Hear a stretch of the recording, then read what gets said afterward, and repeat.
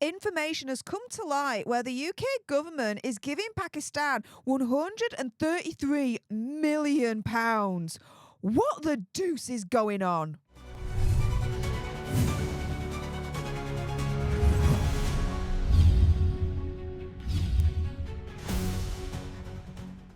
Hey up everyone and welcome to Political Nerds. I'm Steph the Alter Nerd, your nerdy political guide from Washington DC to Westminster and beyond. In today's video, I'm going to discuss how information has come to light where the government is giving Pakistan £133 million. Why? Why are they giving that amount to Pakistan? When the government says we can't afford to help our own elderly with their heating during winter. Now, this video is all my opinion, conspiracy theory, whatever.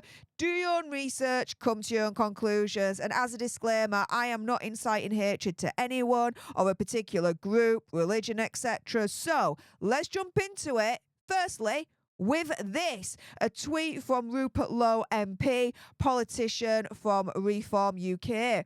And he says the following: how does £133 million of our money, taxpayer money, being spent in Pakistan benefit us?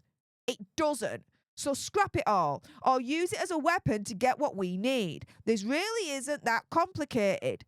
Does it benefit the British people? If the answer is no, then cut the funding. And I saw this tweet and I'm like, what? Why are we giving Pakistan over £130 million? When the government says we can't even afford to help our own elderly with their heating during winter? To me, this is all backwards. They don't have their priorities straight, this government. I'm telling you, in my opinion, conspiracy theory, whatever. But Rupert Lowe has a good question. What is it all being used for?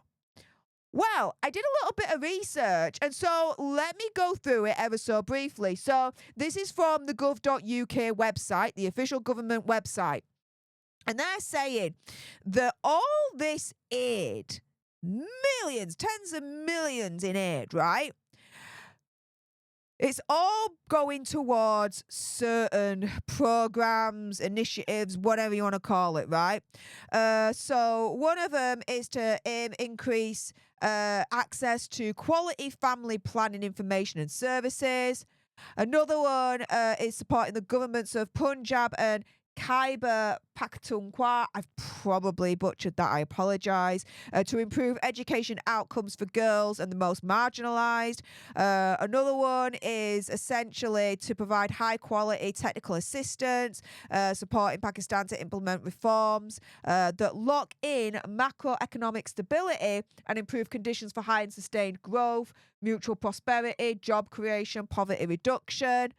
Another program to contribute to the goal of human development and support Pakistan's demographic challenge on education and health.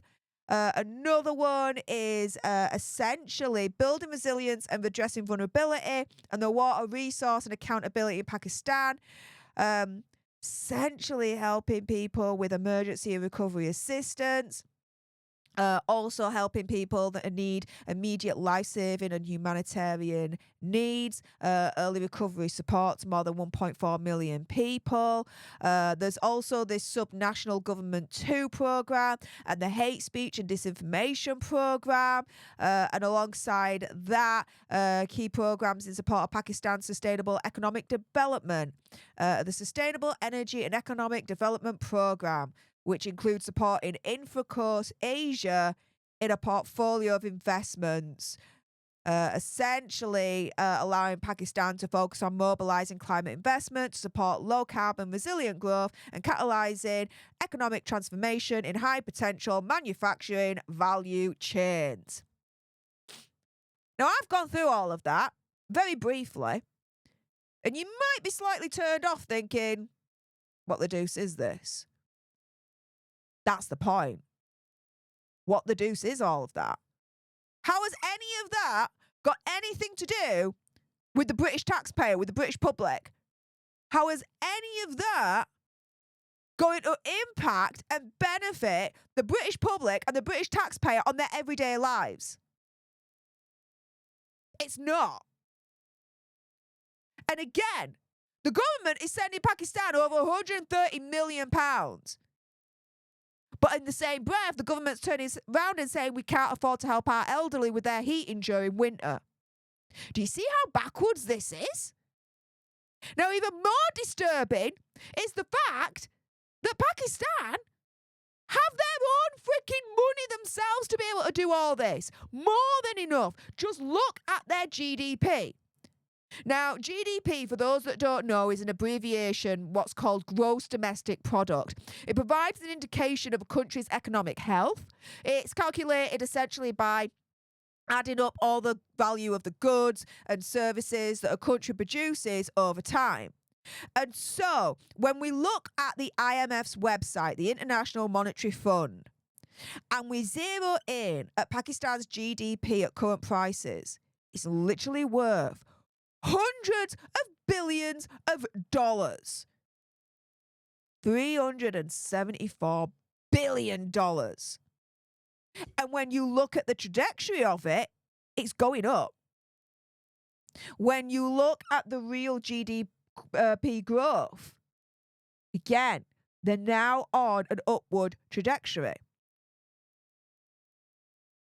And so when we look right here at Pakistan's GDP at current prices, and with it showing it's worth hundreds of billions of dollars, I echo Rupert Lowe's question in his tweet right here.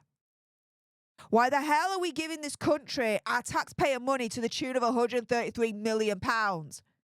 It looks to me that they have enough money to be able to fund their own programmes.